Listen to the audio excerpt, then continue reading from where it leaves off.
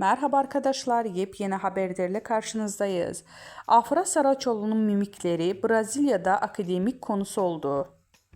Ünlü oyuncu Afra Saraçoğlu, Brezilya'da Güzel Sanatlar Fakültesinde ders konusu oldu.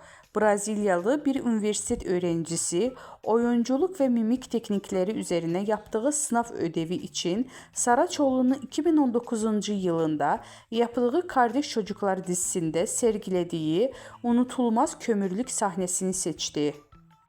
Öğrencinin hazırladığı detaylı analiz raporu dersin profesörü tarafından en iyi 3 çalışma arasına seçildi.